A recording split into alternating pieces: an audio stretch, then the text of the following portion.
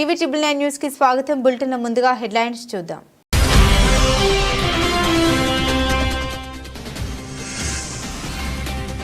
భారత్లో Tesla factory ఏర్పాటు Musk నిర్ణయం అన్యాయమే అన్న డొనాల్డ్ ట్రంప్.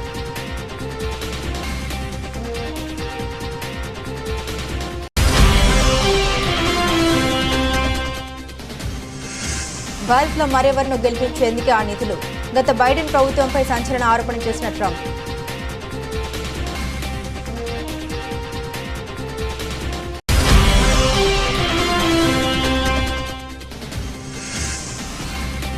శీషా మహల్ మ్యూజియంగా మారుస్తాం, కీలక నిర్ణయం తీసుకున్న ఢిల్లీ సీఎం అభ్యర్థి రేఖా గుప్తా.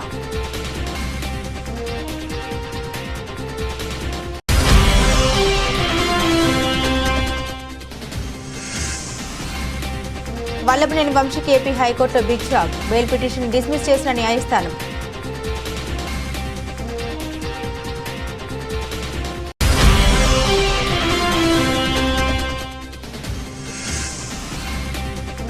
కుంభమేళలో కిషన్ రెడ్డి ఫ్యామిలీ సతీ సమేతంగా పుణ్యస్నానం చేసిన కేంద్ర మంత్రి.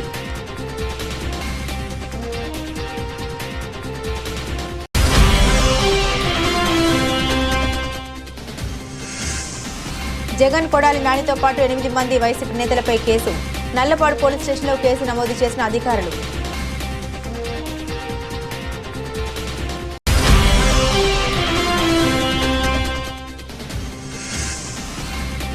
భూపాలపల్లి హత్య ఘటనపై సీఎం రేవంత్ సీరియస్, సంచలన నిర్ణయం తీసుకున్న రాష్ట్ర ప్రభుత్వం.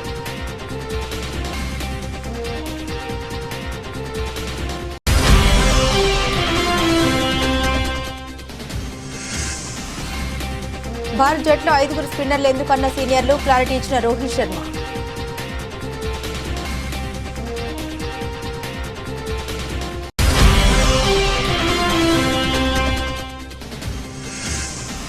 ఒంటరితనం చాలా భయంకరంగా ఉంటుంది, ట్రై చేసి చూడండి అన్న సమంత.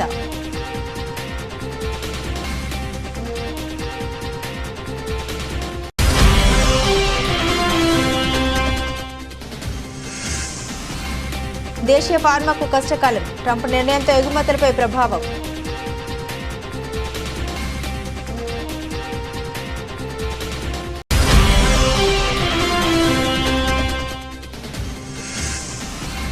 మళ్లీ ఆల్ టైమ్ హైకి బంగారం, లక్షకు దగ్గరవుతున్న పసిడి.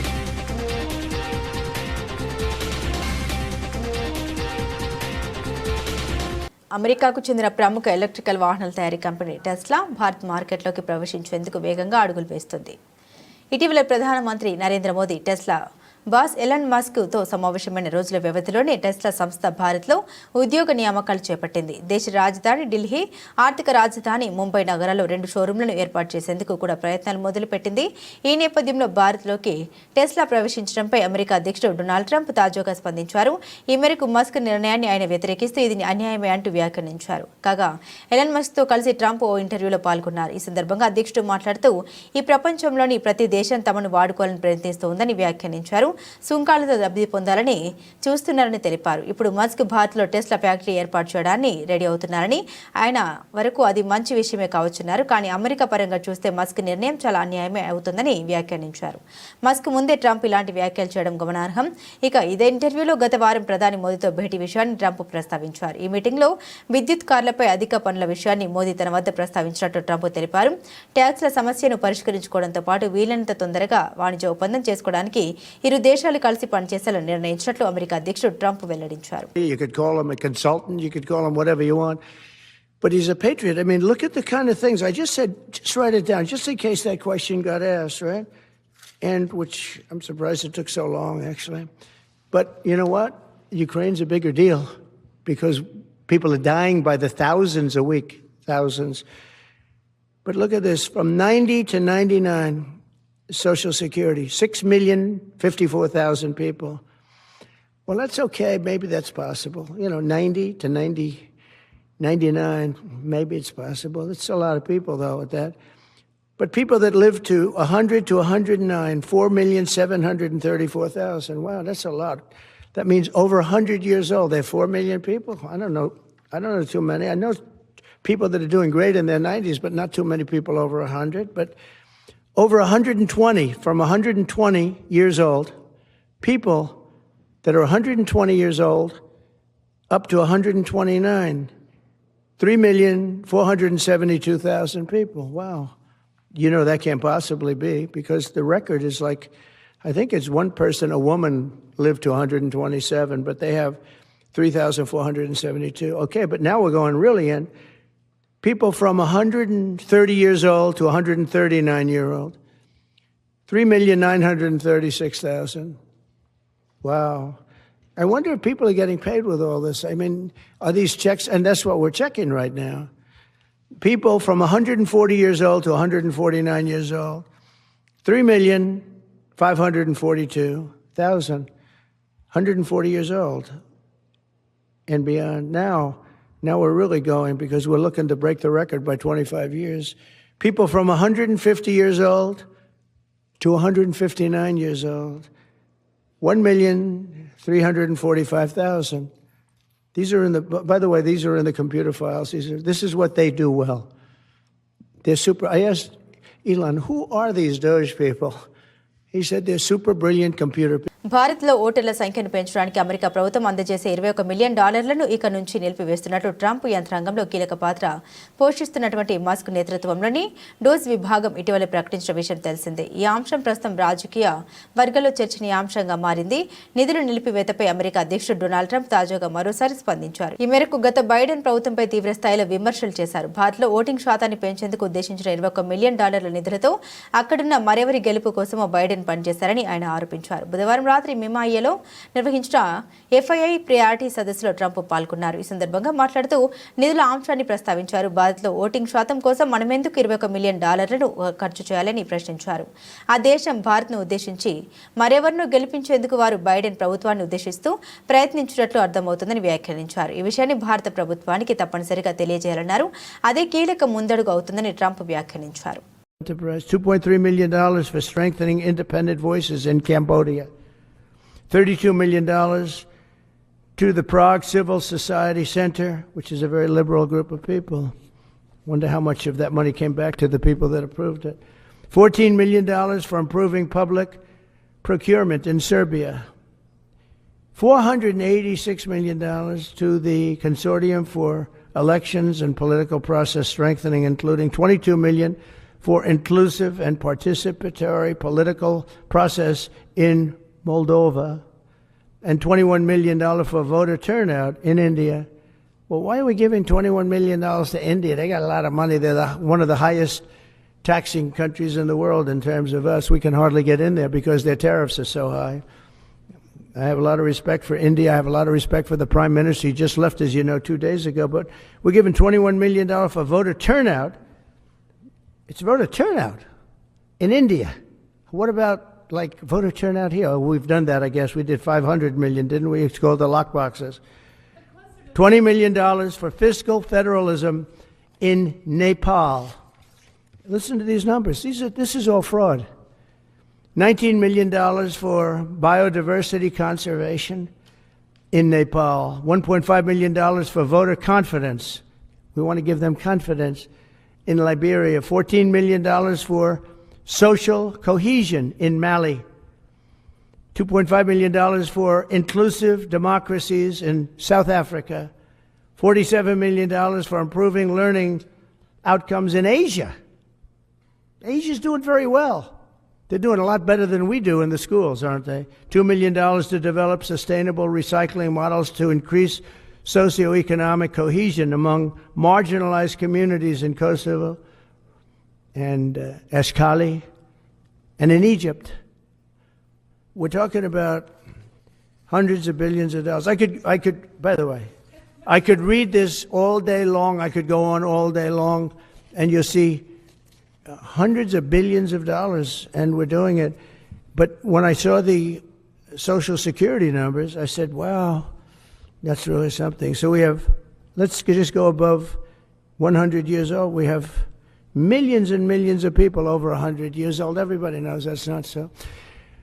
We have a very corrupt country, and it's a sad thing to say, but we're figuring it out. Now, the good thing about Social Security and what I read is if you take all of those numbers off, because they're obviously fraudulent, or incompetent. But if you take all of those millions of people off Social Security, all of a sudden we have a very powerful Social Security with people that are 80 and 70 and 90, but not 200 years old. Delhi కొత్త ముఖ్యమంత్రి ఎవరన్న దానిపై కొనసాగుతున్న suspense కు తెరపడింది. షాలిమార్ బాగ్ నుండి తొలిసారి ఎమ్మెల్యేగా గెలుపొందిన రేఖా గుప్తాను ముఖ్యమంత్రిగా బీజేపీ అధిష్టానం బుధవారం ఎంపిక చేసిన విషయం తెలిసిందే. ఇవాళ మధ్యాహ్నం ఢిల్లీకి 4వ మహిళా ముఖ్యమంత్రిగా ఆమె ప్రమాణ స్వీకారం చేయబోతున్నారు. ఈ నేపథ్యంలో ఢిల్లీలో వివాదాస్పదంగా మారిన షీషా మహల్ గురించి స్పందించారు. సివిల్ లైన్స్ లో 6 ఫ్లాగ్ స్టాప్ రోడ్ బంగ్లా షీషా మహల్ ను ముఖ్యమంత్రి అధికారిక నివాసంగా ఉపయోగించేవారు. అయితే గత కేజ్రీవాల్ హయాంలో ఆ మహల్ తీవ్ర వివాదాస్పదమైంది. ఈ నేపథ్యంలో కొత్తగా ఎన్నికైన రేఖా గుప్తాని బాధ్యతలు చేపట్టిన తర్వాత ఆ బంగ్లాలో ఉంటారా అని మీడియా ప్రశ్నించింది. దీనికి ఆమె లేదు అంటూ సమాధానమిచ్చారు. అంతేకాదు షీషా మహల్ ను మ్యూజియం మారుస్తామని వెల్లడించారు. తనను సీఎం పదవికి ఎంపిక చేసినందుకు ప్రధాని మోదీకి ఈ సందర్భంగా ఆమె ధన్యవాదాలు తెలిపారు. ఎన్నికల సమయంలో ప్రధాని ఇచ్చిన హామీలను నెరవేర్చనున్నట్టు స్పష్టం చేశారు. ఢిల్లీ మాజీ సీఎం అరవింద్ కేజ్రీవాల్ తన అధికార నివాసం 6 ఫ్లాగ్ స్టాప్ రోడ్డు బంగ్లా విస్తరణ మరమ్మతులు అలంకరణ కోసం అధికంగా ఖర్చు పెట్టారన్న ఆరోపణలు వెల్లువెత్తిన విషయం తెలిసిందే. 2015 నుండి గత అక్టోబర్ వరకు ముఖ్యమంత్రిగా ఆ బంగ్లాలో అరవింద్ కేజ్రీవాల్ ను నివసించారు. ఢిల్లీ సీఎం అధికార నివాసాన్ని దాదాపు 80 కోట్ల ప్రజాధనంతో మరమ్మతులు చేపట్టినట్లు బీజేపీ ఆరోపిస్తుంది. ఆధునీకరణలో భాగంగా టాయిలెట్లు, golden commode, swimming pool, mini bar వంటివి ఏర్పాటు చేసుకున్నారని బీజేపీ నేతలు తీవ్రస్థాయిలో ఆరోపణ చేస్తున్నారు. ఈ బంగ్లాను పునరుద్ధరించడంలో పెద్ద స్కామ్ జరిగిందని తీవ్రస్థాయిలో ఆరోపణ చేసింది. అవినీతి జరిగినట్లు వచ్చిన ఆరోపణతో ఆ బంగ్లాకు షీషా మహల్ అని బీజేపీ పేరు పెట్టింది. అసెంబ్లీ ఎన్నికల్లో ఆమ్ ఆద్మీ పార్టీ ఓడిపోవడానికి షీషా మహల్ అంశం కూడా ఒక ప్రధాన కారణమే.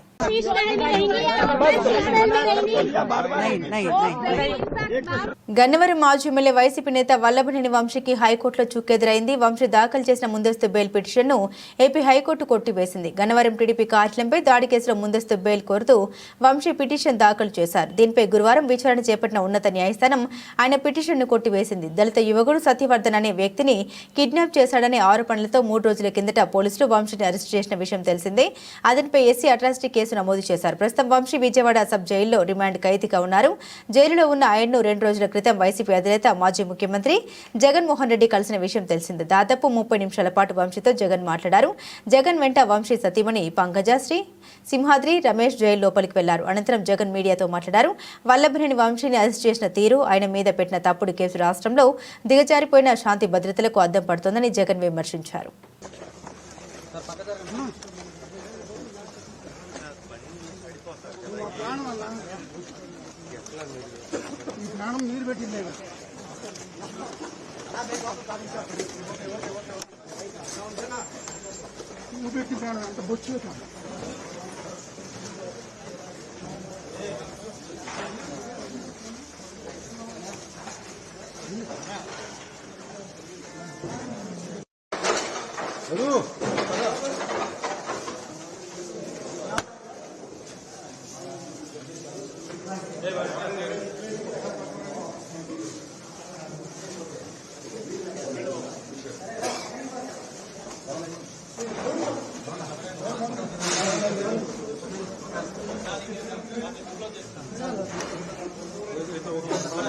చాలా మంది ప్రముఖుల వలె కేంద్ర మంత్రి కిషన్ రెడ్డి కూడా కుంభమేళాకు వెళ్లారు. కుటుంబ సమేతంగా ఆచరణలు పాటించారు. 144 ఏళ్లకు ఒకసారి వచ్చే మహాకుంభమేళా కావడంతో దేశ విదేశాల నుండి ప్రముఖులు, సినీ తారలు, రాజకీయ నేతలు, వ్యాపారవేత్తలు ప్రయాగరాజ్ వచ్చి మహాకుంభమేళాలో పాల్గొంటున్నారు. తన కుటుంబ సమేతంగా త్రివేణి సంగమానికి వచ్చి పుణ్యస్నానం చేశారని కిషన్ రెడ్డి ఎక్స్ వేదిక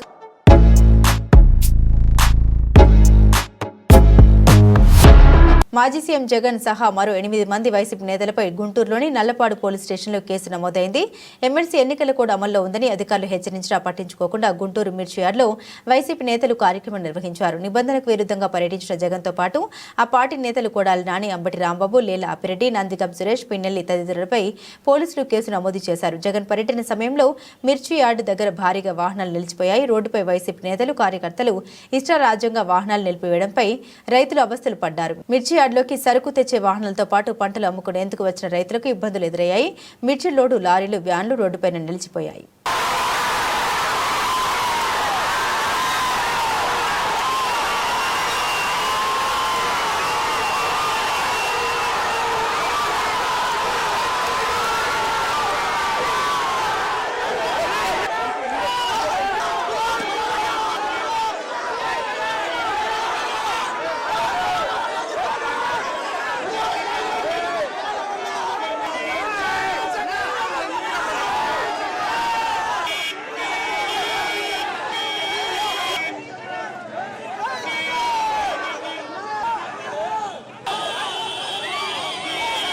భూపాలపల్లిలో జరిగిన లింగమూర్తి హత్య ఘటనపై సీఎం రేవంత్ రెడ్డి సీరియస్ అయ్యారు. ఉన్నతాధికారులను వివరాలు అడిగి తెలుసుకున్నారు. సీఎం రేవంత్ రెడ్డి ఈ హత్యపై సిఐడి విచారణకు ఆదేశించే అవకాశం ఉంది. దీనిపై ఈ రోజు మధ్యాహ్నం మంత్రి కోమటిరెడ్డి వెంకటరెడ్డి ప్రెస్ మీట్ పెట్టనున్నట్లుగా తెలుస్తుంది. కాగా మేడిగడ్డ బ్యారేజ్ కుంగుబాటు విషయంలో మాజీ సీఎం కేసీఆర్, మాజీ మంత్రి హరీష్ రావులపై భూపాలపల్లి కోర్టులో నాగవెల్లి రాజలింగమూర్తి కేసు వేసిన సంగతి తెలిసిందే. తాజాగా ఆయన హత్యకు గురయ్యారు. 2025 ఫిబ్రవరి 19వ తేదీ రాత్రి గుర్తు తెలియని దుండగులు ఆయన్ను నడి రోడ్డుపై కత్తులతో పొడిచి చంపివేశారు. ఈ ఘటనలో పేగులు బయటపడంతో రాజలింగమూర్తి స్పాట్లోనే మృతి చెందారు. అయితే రాజలింగమూర్తి హత్య ఘటనపై అనేక అనుమానాలు వ్యక్తమవుతున్నాయి. గతంలో రాజలింగమూర్తి తహసీల్దార్ చక్రధర్, రేంజ్ ఆఫీసర్తో పాటుగా ఒక వీఆర్ఓను సైతం ఏసీబీకి పట్టించాడు. అప్పటి నుండి అతనిపై కక్ష సాధింపు చర్యలు కొనసాగుతున్నాయి. దీనికి తోడు ఇటీవల స్థానిక పోలీస్ స్టేషన్ ముందుగల రేణిగుంట కుటుంబానికి సంబంధించిన భూమి వివాదాస్పదంగా మారింది. ఇందులో రాజలింగమూర్తి ప్రధాన పాత్ర పోషిస్తున్నారని రేణిగుంట కుటుంబ సభ్యులు ఆయనపై కక్ష పెంచుకున్నారు. స్థానిక పోలీస్ స్టేషన్ ఎదురుగా ఉన్న భూమిలో రాజలింగమూర్తి జోక్యం చేసుకోవడంతో గత 15 రోజులుగా గొడవలు జరుగుతున్నాయి. దీనిపై ఇటీవల రేణిగుంట కుటుంబ సభ్యులు ఇటీవల డీఎస్పీకి ఫిర్యాదు చేశారు. అయితే ఫిర్యాదు చేసిన వారంలోగానే రాజలింగమూర్తి హత్యకు గురి కావడం పలు అనుమానాలకు తావిస్తుంది. పోలీసులు సైతం రేణిగుంట కుటుంబ సభ్యులకు రాజలింగమూర్తికి మధ్య జరిగిన తగాదలే హత్యకు దారితీసినట్లు అనుమానాలు వ్యక్తం చేస్తున్నారు. భూపాలపల్లి మున్సిపాలిటీలోని రెడ్డి కాలనీలో నివాసం ఉంటున్న రాజలింగమూర్తి భార్య సరళ గత పాలక వర్గంలో బీఆర్ఎస్ తరపున 15వ వార్డు కౌన్సిలర్గా పోటీ చేసి గెలిచింది. కాగా బీఆర్ఎస్ ప్రభుత్వ హయాంలో రాజలింగమూర్తిపై పోలీసులు రౌడీ షీట్ ఓపెన్ చేశారు. ఆ తర్వాత పీడీ యాక్ట్ పెట్టి జైలుకు తరలించారు. జైలు నుండి బయటకు వచ్చాక కేసీఆర్, హరీష్ రావుతో పాటుగా మరికొంతమంది అధికారులపై మేడిగడ్డ బ్యారేజ్ కుంగుబాటు విషయంలో ప్రైవేట్ కేసు వేశారు రాజలింగమూర్తి.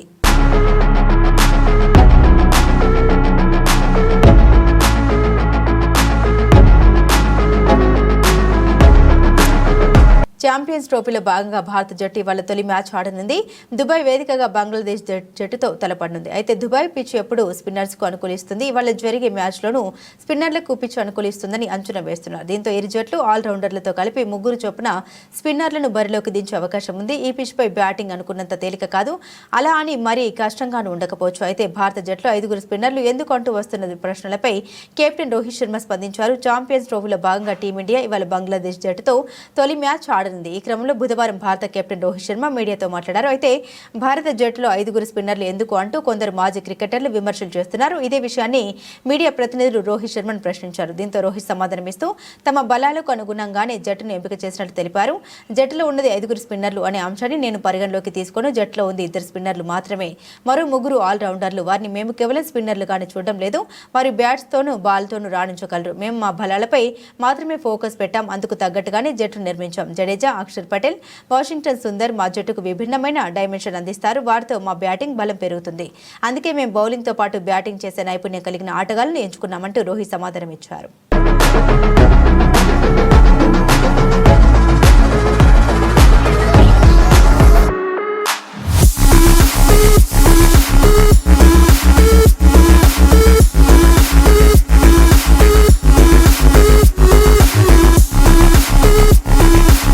టాలీవుడ్ స్టార్ నటి సమంత గురించి ప్రత్యేకంగా చెప్పాల్సిన అవసరం లేదు. తన అందం, అభినయం, నటనతో కోట్లాది మంది అభిమానుల్ని సొంతం చేసుకుంది సమంత. ఇక సోషల్ మీడియాలో శామ్ తన అభిమానులతో నిత్యం టచ్లో ఉంటుంది. స్ఫూర్తి కలిగించే కోట్స్ను షేర్ చేస్తూ తన తదుపరి ప్రాజెక్ట్స్, విదేశీ పర్యటన గురించి ఎప్పటికప్పుడు అప్డేట్స్ ఇస్తూ ఉంటుంది. తాజాగా ఒంటరితనం పై శామ్ పెట్టిన ఓ పోస్టు ప్రస్తుతం వైరల్ అవుతుంది. ఒంటరితనం చాలా భయంకరంగా ఉంటుందని పేర్కొంది. 3 రోజులు మౌనంగా ఉన్నా, ఫోన్ లేదు, ఎవరితోనూ కమ్యూనికేషన్ లేదు, నాతో నేను మాత్రమే ఉన్నాను. మనతో మనం ఒంటరిగా ఉండడం కష్టమైన విషయాలు ఒకటి, అతి భయంకరమైన కానీ మౌనంగా ఉండడాన్ని నేను ఇష్టపడతాను. మిలియన్ సార్లు ఇలానే ఒంటరిగా ఉండమన్నా ఉంటాను. మీరు కూడా ఇలా ఉండడానికి ప్రయత్నించండి అంటూ ఇన్స్టా స్టోరీస్ లో పోస్ట్ పెట్టారు సమంత. కోయంబత్తూర్లోని ఈషా యోగా సెంటర్ కు వెళ్లినట్లు ఈ పోస్ట్ ను బట్టి తెలుస్తుంది. విజయ్ దేవరకొండతో చివరిగా ఖుషి సినిమాలో నటించింది సమంత. ఈ సినిమా తర్వాత తెలుగులో మళ్లీ కొత్త ప్రాజెక్టు ప్రకటించలేదు. ఇటీవలే రాజ్ అండ్ డీకే దర్శకత్వంలో వచ్చిన సిటాడెల్, హనీ బనీ వెబ్ సిరీస్ తో ప్రేక్షకులను అలంకరించింది. ప్రస్తుతం తన కొత్త వెబ్ సిరీస్ షూట్ లో జాయిన్ అయింది సమంత.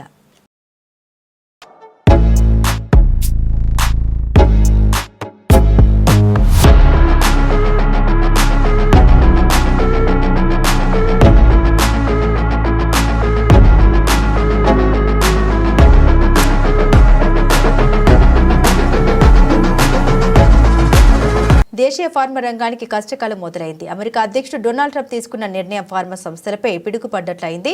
ఇతర దేశాల నుండి దిగుమతి చేసుకునే సెమీ కండక్టర్లు, ఫార్మాస్యూటికల్ ఉత్పత్తులపై 25% లేదా అంతకంటే ఎక్కువగా పన్ను వేయనున్నట్లు ట్రంప్ ప్రకటించారు. అమెరికా జనరిక్ ఔషధ మార్కెట్పై ఆధారపడి ఉన్న దేశీయ ఫార్మా సంస్థలకు ఇది చేదువార్త. 2024లో భారత్ నుండి అమెరికాకు $8.7 బిలియన్ విలువైన ఔషధాలు ఎగుమతయ్యాయి. మొత్తం ఎగుమతుల్లో వీటి వాటా 31%గా ఉంది. ట్రంప్ తీసుకున్న తాజా నిర్ణయంతో అక్కడి మార్కెట్లో విక్రయించనున్న జనరిక్ ఔషధ ధరలు భారీగా పెరిగే ప్రమాదం ఉంది. దీంతో అమెరికన్లు దేశీయ జనరిక్ ఔషధాల కొనుగోలు తగ్గించి అక్కడి ఉత్పత్తుల్ని కొనుగోలు చేసే అవకాశాలు ఉంటాయని మార్కెట్ వర్గాలు అంచనా వేస్తున్నాయి. యుఎస్లో వినియోగిస్తున్న జనరిక్ ఔషధాలు సగం భారత్ నుండి దిగుమతి చేసుకుంటున్నవే కావడం విశేషం. దీంతో ఏటా అమెరికా $408 బిలియన్ ఆదా అవుతుంది.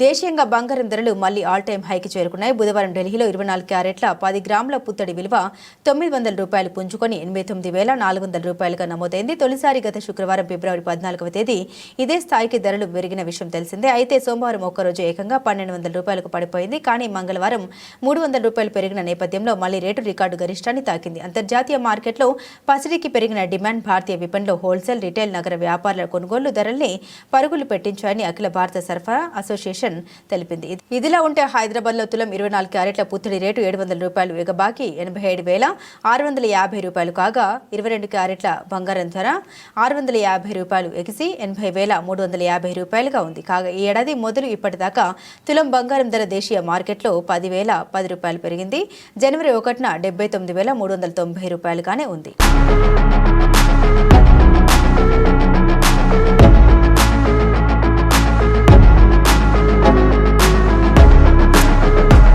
బులెటిన్ ముగించే ముందు హెడ్లైన్స్ మరోసారి.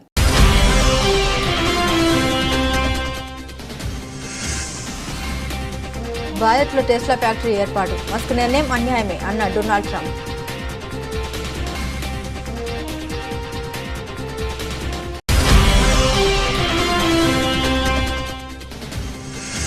భారత్లో మరెవరినో గెలిపించేందుకే ఆ నిధులు, గత బైడెన్ ప్రభుత్వంపై సంచలన ఆరోపణ చేసిన ట్రంప్.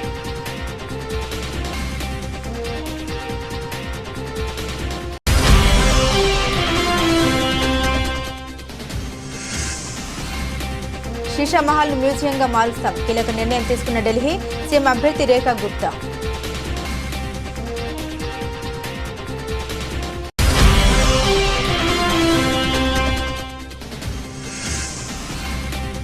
వల్లభనేని వంశీకి ఏపీ హైకోర్టులో big shock, bail petition dismiss చేసిన న్యాయస్థానం.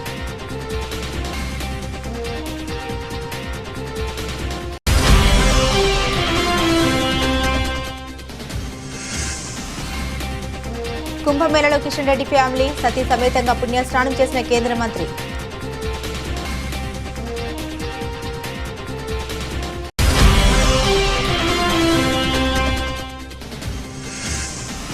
జగన్ కొడాలి నానితో పాటు 8 మంది వైసీపీ నేతలపై కేసు, నల్లపాడు పోలీస్ స్టేషన్లో కేసు నమోదు చేసిన అధికారులు.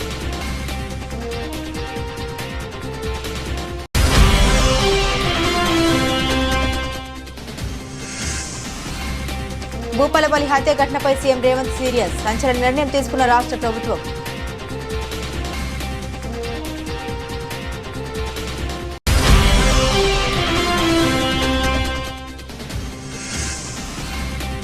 భారత్ జట్లో 5 స్పిన్నర్లు ఎందుకన్న సీనియర్లు, క్లారిటీ ఇచ్చిన రోహిత్ శర్మ.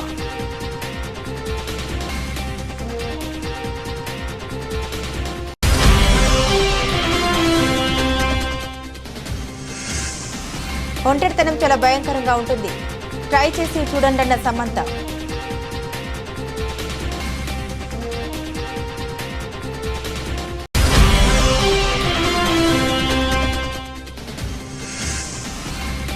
దేశీయ ఫార్మాకు కష్టకాలం, ట్రంప్ నిర్ణయంతో ఎగుమతులపై ప్రభావం.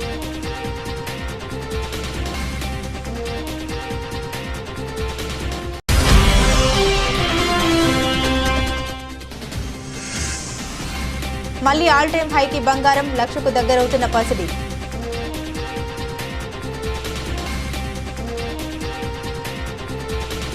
ఇవి బులెటిన్లోని విశేషాలు. తిరిగి మరో బులెటిన్తో మళ్ళీ కలుసుకుందాం. అంతవరకు సెలవు, నమస్కారం.